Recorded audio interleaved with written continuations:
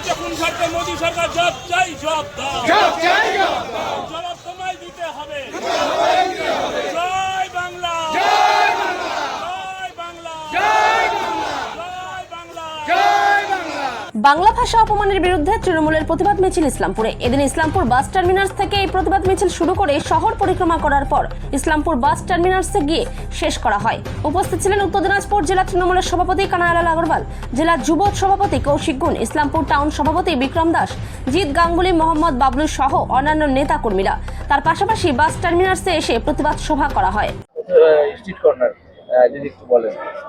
গতকাল কলকাতায় ধর্মতলার মেয়র রোডে তৃণমূল কংগ্রেসের যে মঞ্চটা বাঁধানো ছিল সেটা সেনাবাহিনীকে দিয়ে সেই মঞ্চটা ভেঙে দেওয়া হলো। তারই প্রতিবাদে আমাদের সর্বময় নেত্রী মাননীয় মমতা বন্দ্যোপাধ্যায় ডাক দিয়েছিলেন যে আজকের দিনে দুপুরে 2টা থেকে 4টার মধ্যে রাজ্যের প্রত্যেকটি জেলা, ব্লকে, শহরে তারই প্রতিবাদ মিছিলটা হবে। সেই প্রতিবাদ মিছিলের আমরা আজকে সবাই অংশগ্রহণ করেছি। আর এখানে এই সভাটাও আমরা এখানে করলাম। এখানে ইসলামপুর ব্লক তৃণমূল কংগ্রেস, ইসলামপুর শহর তৃণমূল কংগ্রেস যৌথভাবে আজকের এই কর্মসূচিটা আয়োজন করেছিল। আমি আপনাদের মাধ্যমে একটাই কথা বলবো যে এতদিন আমরা দেখে আসছিলাম বিজেপি সিবিআই ইডি প্রভৃতিকে ব্যবহার করে। কালকে খুব খারাপ লাগলো যে সেনাবাহিনী, যাদেরকে আমরা যথেষ্ট সম্মান আমরা সেনাবাহিনীকে সবসময় করি, এখানে রোডে থেকে NH-31 থেকেও যদি সেনাবাহিনীর কোনো গাড়ি যায় আমরা হাত দেখায় ওদেরকে পুলিশ জানাই, স্যালুট করি আমরা। তাদেরকে এইভাবে কাজে লাগানোটা আমার মনে হয় ঠিক হয়নি। এটা যদি ওনারা মনে করতেন যে ওই মঞ্চটা তো 2 মাস ধরে প্রত্যেক শনিবার রোববার ওখানে তৃণমূল কংগ্রেসের বিভিন্ন frontal organisations turn by turn তারা সেখানে প্রতিবাদ সভা করে অবস্থান করে। মানে এত বড় একটা মঞ্চ প্রত্যেক শনিবারে আপনি তৈরি করেন আবার রোববারে আবার ভেঙে দেন, এটা তো সম্ভব ছিল না। তারপরে যদি সেনাবাহিনীর যদি মনে হয়েছিল যে না এটা ঠিক হয়নি, তাহলে তো দলকে জানাতে পারতো। তো দল নিজেই যেটা অন্য জায়গায় শিফট করে নিত, যেটা আজকে গতকালই আমাদের দলনেত্রী নির্দেশ দিয়েছেন যে এটাকে রানী রাসমণি রোডে করে নাও, সেখানে রানী রাসমণি রোডে হচ্ছে। এই কথাটা তো বললেই হয়ে যেত। এটা সেনাবাহিনীকে দিয়ে এইভাবে যেটা করানো হয়েছে, এটা সত্যি প্রত্যেকটা আমাদের দেশবাসীর মনে এটা আঘাত পেয়েছে। বিজেপি শাসিত রাজ্যে যেভাবে বাংলা ভাষাকে যেভাবে অপমান করা হচ্ছে, তার বিরুদ্ধে তো এই আন্দোলনটা ছিল। বাংলা কথা বললেই বলে বাংলাদেশি। এরা জানে না যে বাংলাদেশ একসময় তো বাংলাদেশ, আর যখন দেশ ভাগ হয়নি তখন তো বাংলা একটাই ছিল।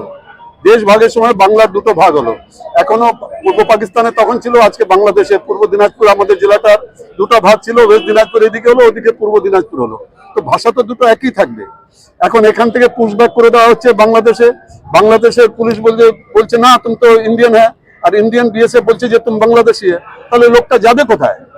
আজকে ওখান যা অবস্থা আছে পরিযায়ী শ্রমিকদের, আমাদের এখানে বিজুবিতে একটা শ্রমিক, আমরা ওদিন ওর বাড়িতে গেছিলাম, তাকে পিটিয়ে পা ভেঙে দিয়েছে। বারবার বলছে যে तुम बोलो तुम बांग्लादेशी है, तुम बोलो तुम बांग्लादेशी। बोला हम तो बांग्लादेशी है नहीं, हमारे पास तो सब कागज है।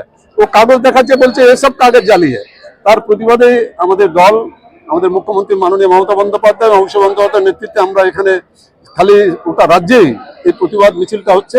আগামী দিনেও এই প্রতিবাদ মিছিল হবে যতদিন পর্যন্ত বিজেপি শাসিত রাজ্যে আমাদের এখানকার যারা পরিযায়ী শ্রমিকরা আছেন বা যারাই বাঙালি যেখানে আছেন বিজেপি শাসিত রাজ্যে, তাদের উপরে অন্যায়টা বন্ধ না হচ্ছে ততদিন আমাদের এই আন্দোলন চলবে।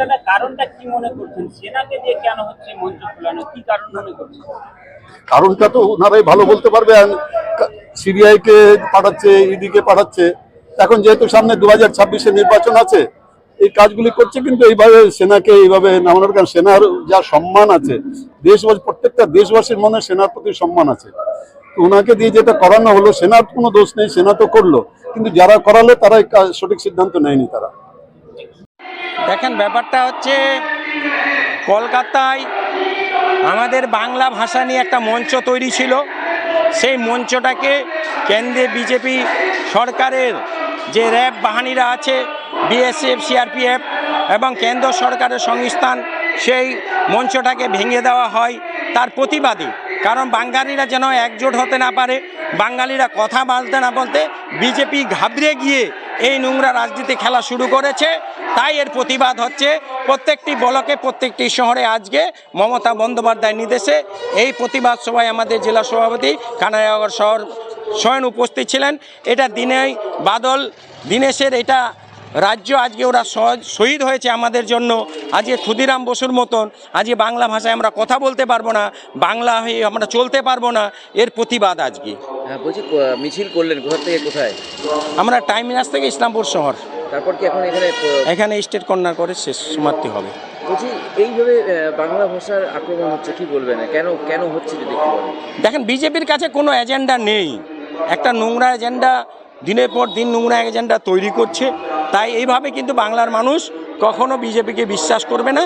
তারা যত লড়ুক না কেন, বাংলার মানুষ মমতা বন্দ্যোপাধ্যায়ের সঙ্গে আছে।